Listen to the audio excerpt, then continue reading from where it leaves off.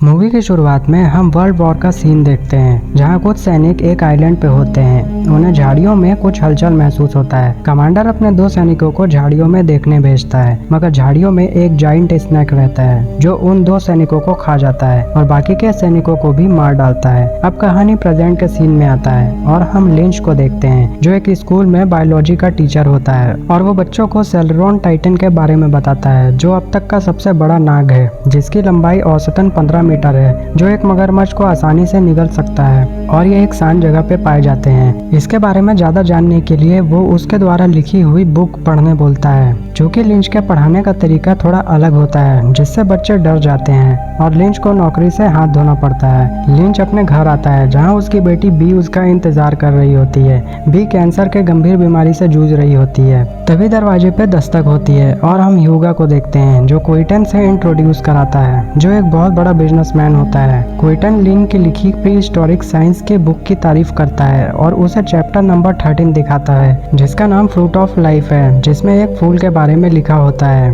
ये फूल कैंसर के सेल्स को ठीक कर एक नए सेल्स में बदल सकता है। क्विंटन की कंपनी ने 6 साल पहले एक कैंसर रिसर्च टीम के साथ इस कंपनी की नींव रखी और लिन के chapter number 13 fruit of life के रेफरेंस पर इस फूल को एक सुनसान आइलैंड पर खोज निकाला और वो उनकी टीम को लीड करने के लिए लिन को उनके साथ चलने बोलते हैं। मगर लिन को अपनी बेटी की चिंता सताने लगती है, जिस पर ह्यूगा लिन से कहता है कि मिस्टर क्विंटन ने पहले ही उसकी बेटी के इलाज के लिए कैंसर के सबसे अच्छे हॉस्पिटल को खोज निकाला है। लिन उनके साथ चलने को राजी हो जाता है। अब सीन चेंज होता है और हम बाकी की टीम को उस आइलैंड की तरफ जाते देखते हैं जहां लिन को टीम लीडर से इंट्रोड्यूस कराया जाता है। तभी हम देखते हैं कि मिस्टर क्विंटन की तबीयत बिगड़ती जा रही है और हमें पता चलता है कि मिस्टर क्विंटन कैंसर की गंभीर बीमारी से जूझ रहे हैं और डॉक्टर लॉरेन बताती हैं कि उन्होंने हर संभव इलाज कर लिया, अब फ्रूट ऑफ लाइफ ही उनकी आखिरी उम्मीद है। और वहीं लिन की मुलाकात स्मार्टी से होती है जो एक जियोलॉजिकल एक्सपर्ट है। अब जब वो आगे बढ़ ही रहे होते हैं कि उनके सामने एक घना कोहरा आ जाता है जिससे उन्हें आसपास की चीजें कम दिखने लगती हैं। जब वो कोहरे के अंदर से गुजरने लगते हैं तभी उड़ने वाली चोंग फिश मछलियां उन पर अटैक कर देती हैं। ये इतनी ज्यादा होती हैं कि खत्म होने का नाम ही नहीं लेती।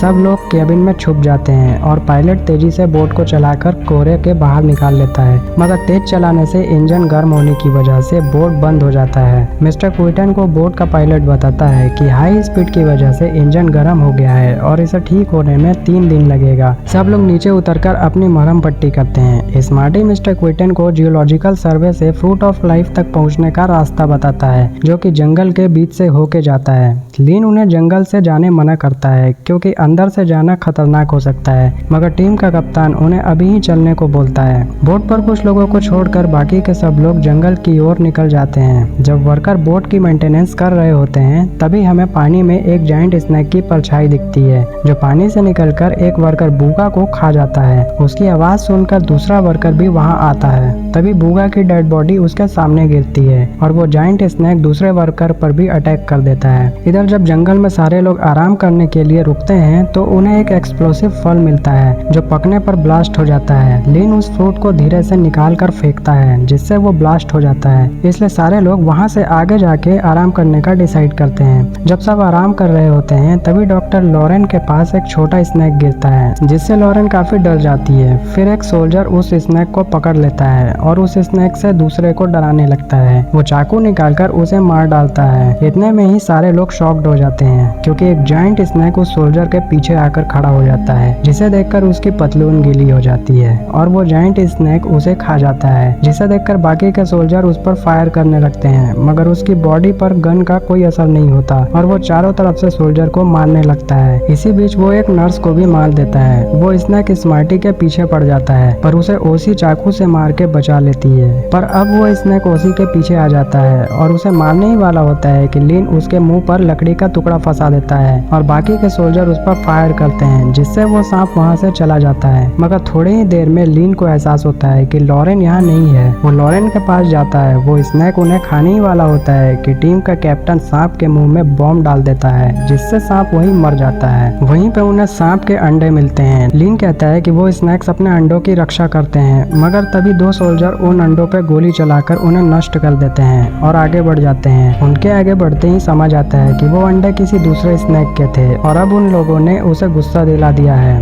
रात को सारे लोग एक जगह कैंप लगा के रुकते हैं और लॉरेन लीन के चोट पे पट्टी लगाती है। लीन उसे अपनी बेटी के पेंटिंग दिखाता है। वो उसे बताता है कि उसकी वाइफ को बोन कैंसर था और उसकी बेटी के पैदा होते ही उसकी वाइफ का देहांत हो गया था, जिस वजह से कैंसर के सेल्स उसकी बेटी में भी आ गए हैं और उसकी इलाज की वजह से ही वो यहाँ आया है। अब अगली सुबह सब जंगल की ओर आगे बढ़ते हैं। तभी झाड़ियों से हिलने की आवाज आती है। सब अलर्ट हो जाते हैं, लेकिन वो शिप का कैप्टन होता है जो बताता है कि एक जाइंट स्नैक ने बोट पे सारे लोगों को मार डाला। इस पर क्विटन कहता है कि घबराओ मत, हमने उस स्नैक को मार डाला है। और वो लोग आगे बढ़ जाते हैं, मगर रास्ते में मैन ईटिंग प्लांट उन पर हमला कर देते हैं, जिससे एक बार फिर उनमें अफरा तफरी मच जाती है। इसमें बोट के कैप्टन और कुछ लोग अपनी जान गंवा देते हैं और बाकी के लोग बचकर भाग जाते हैं। इस घटना से सारे लोग और भी ज्यादा डर जाते हैं और कुछ लोग आगे जाने से मना करने लगते हैं। तभी क्विटन एक जन को गोली मार देता है और बाकी लोगों को आगे चलने बोलता है। आगे जाने पर उन्हें फिर से वही एक्सप्लोसिव फल मिलता है और एक मरे हुए भालू को देखकर वो डिसाइड करते हैं कि वो दूसरे रास्ते से जाएंगे। अब जब वो आगे बढ़ रहे होते हैं तभी स्मार्टी का सूटकेस सिग्नल देने लगता है और वो बताता है कि उसके मैप के हिसाब से वो फ्रूट ऑफ लाइफ इस पहाड़ के पीछे है। आगे जाने पर उन्हें फ्रूट ऑफ लाइफ मिल जाता है, जिसे खिलता देखकर क्विटन काफी खुश होता है और वो एक सोल्जर को उसे तोड़कर लाने बोलता है। वो सोल्जर जैसे ही फ्रूट ऑफ लाइफ के नजदीक जाता है, एक जाइंट स्नैक उसे खा जाता है। ये वाला जाइंट स्नैक बाकी के पहले वाले जाइंट स्नैक से काफी बड़ा होता है और विशालकाय भी। सारे सोल्जर उस पर फायर करने लगते हैं, जिससे गुस्सा होकर वो उन पर हमला कर देता है। सारे लोग एक जगह छुप जाते हैं। ओसी उसे मारती है, मगर वो उसे फेंक देता है। मिस्टर क्विटन गन पॉइंट पर लीन को वो फल लाने बोलता है। इधर टीम का लीडर बहुत बहादुरी से उस सांप से लड़ता है और उसका ध्यान भटकाता है। तब तक लीन वो फल तोड़कर ले आता है और मिस्टर क्विटन को दे देता है। इधर वो स्नैक कमांडर को खाने ही वाला होता है कि कमांडर बॉम्ब को उसके मुंह में ब्लास्ट कर देता है, मगर इससे उस स्नैक को ज्यादा नुकसान नहीं होता है। बाकी के लोग भागने लगते हैं, मगर क्विटन बूगा को पीछे गिरा देता है, जिससे स्नैक उसे खा जाता है और उनके पीछे आने लगता है। भागते हुए क्विटन थक जाता है। लॉरेन उसे सहारा देती है, मगर क्विटन लॉरेन को गिराकर उसके पैर में गोली मार देता है ताकि स्नैक उसे खा जाए। ये देखकर लीन उसे बचाने जाता है, मगर तब तक स्नैक उनके सामने आ जाता है। लेकिन वो क्विटन के हाथ में फल को देखकर क्विटन की तरफ जाता है और उसे दबा लेता है, जिससे उसके हाथ से फूल गिर जाता है। अब जब वो स्नैक क्विटन को धीरे धीरे खा रहा होता है तो लीन धीरे से जाके उस फूल को ले आता है और लॉरेन को दे देता है। लीन बाकी लोगों को वहाँ से जाने बोलता है और स्नैक को अपने पीछे ले जाता है। वो भागते हुए स्नैक को एक्सप्लोसिव फल के पास ले जाता है और एक फल को तोड़कर दूसरे फल पर फेंकता है, मगर वो ब्लास्ट नहीं होता है और स्नैक उसे खाने पहुंच जाता है। अब उसे लगता है कि वो मर ही गया। उसी टाइम ओसी वहाँ आती है और उस फल को उठाकर जोर से दूसरे फल में मारती है। फिर वहाँ जोरदार धमाका होने लगता है, जिसमें स्नैक के साथ साथ ओसी भी मारी जाती है।